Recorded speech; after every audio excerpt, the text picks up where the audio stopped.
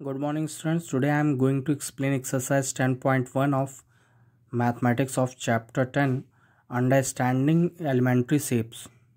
Okay, students आज ये chapter मैं स्टार्ट कर रहा हूँ, understanding elementary shapes.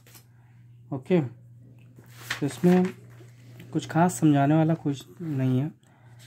First exercise जो है उसके लिए तो ऐसा कुछ भी समझाने वाला टॉपिक नहीं है. बाकी अगर ऐसा कुछ भी समझाने वाला होता तो मैं समझा दूंगा. इसमें क्या है, किस तरह से मेज़रमेंट करते हैं, बस वही है. डिवाइडर के थ्रू मेज़रमेंट कर लेते हैं और रूलर के थ्रू मेज़रमेंट करते हैं. ठीक है, तो कि जैसे कुछ किसी भी चीज़ का मेज़रमेंट, किसी ऑब्जेक्ट का, किसी बॉडी का, या फिर लाइन सेगमेंट, लाइन, रेस, किसी का भी जो भी मेज़रमेंट करना है हमें, तो उसके मेज़रमेंट का तरीका बताया गया by divider and by ruler. Okay, by thread दिया हुआ है लेकिन बाय थ्रेड करने का कोई मतलब नहीं है.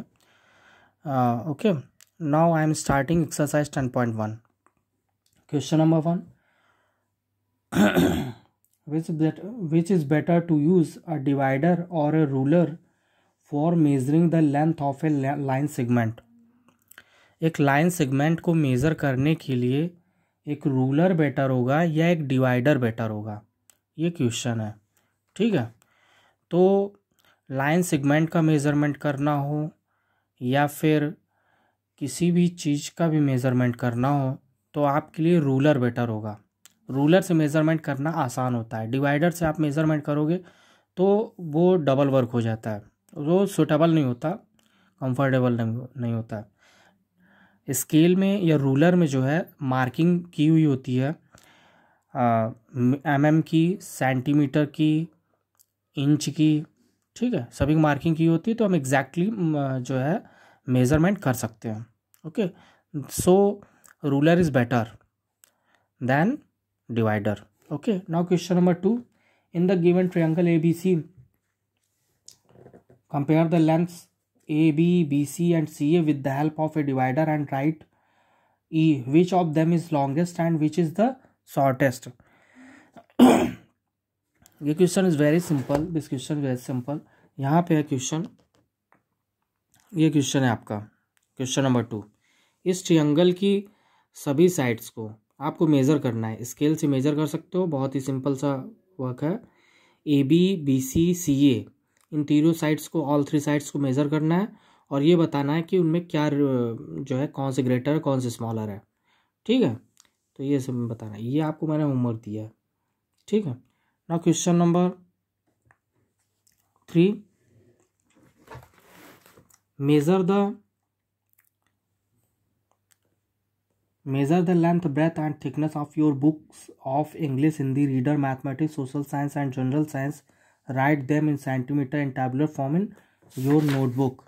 ओके स्टूडेंट्स, इसमें जो है क्वेश्चन ये है कि आपको English, Hindi reader, mathematics, social science, general science, सभी जो बुक्स हैं उनकी लेंथ, ब्रेथ और थिकनेस को मेज़र करना है और लिखना है. ठीक है,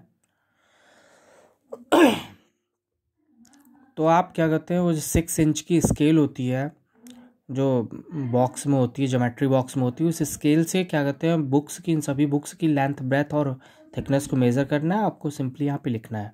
ठीक है, ये टेबल ड्रॉ करके आप लिख लीजिएगा. Now question number 4. Measure the length of your pencil and compare it with that of your friends pencil and who has a longer pencil, find their difference. आपको अपनी पेंसिल और अपने फ्रेंड की pencil को मेज़र करना है और किसकी लंबी है, किसकी लॉन्गर पेंसिल है, किसकी ज़्यादा लंबी या बड़ी है, वो आपको बताना है. और दूसरी बात, दोनों का डिफरेंस फाइंड आउट करना है. तो वही सिंपल क्वेश्चन, आप उसी स्केल से जो है पेंसिल को मेज़र कर लीजिएगा, अपनी और फ्रेंड की पेंसिल हो, या फिर क्या कहते हैं, घर में कोई ब्रदर हो, सिस्टर हो, तो उसकी पेंसिल को मेज़र करके उसका डिफरेंस फाइंड आउट कर लीजिएगा और कौन सी बड़ी है ये बताइएगा. ठीक है.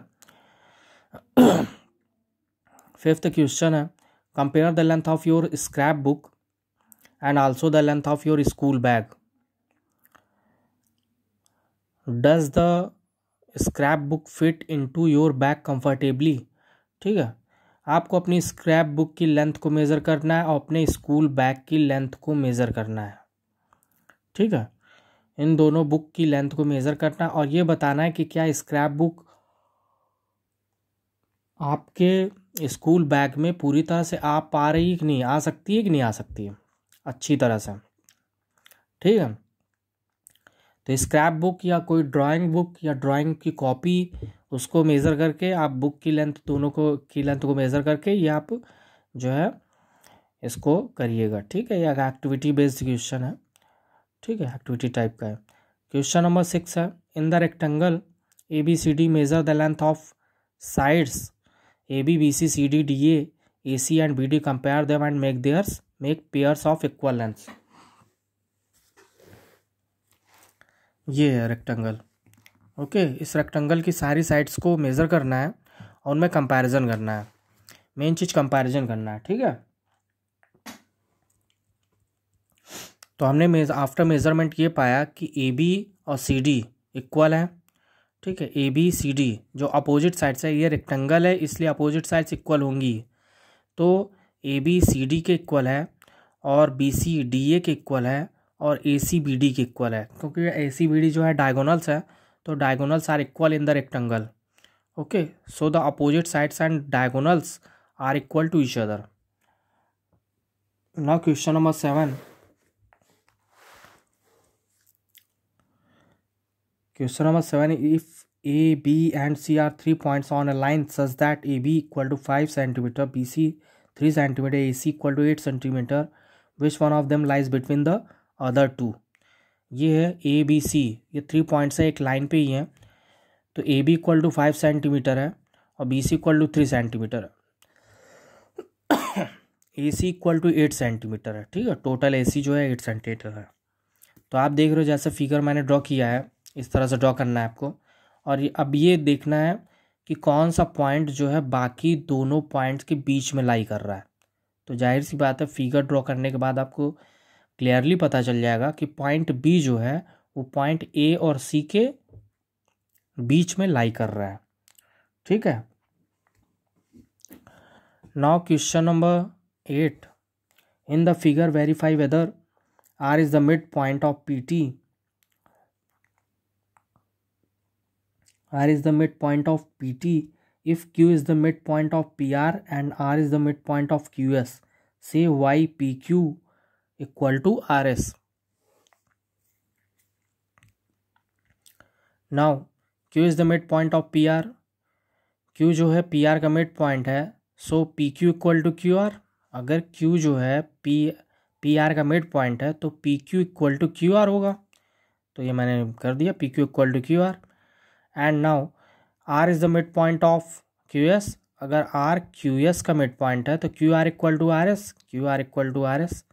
इस तरह से दो इक्वेशन बन गए। ठीक है, फर्स्ट इक्वेशन ये, सेकंड ये। ठीक है, by first and second equation देखो यहाँ पे QR कॉमन है, QR जो है PQ के भी इक्वल है और QR RS के भी इक्वल है, इसलिए PQ RS के इक्वल हो जाएगा।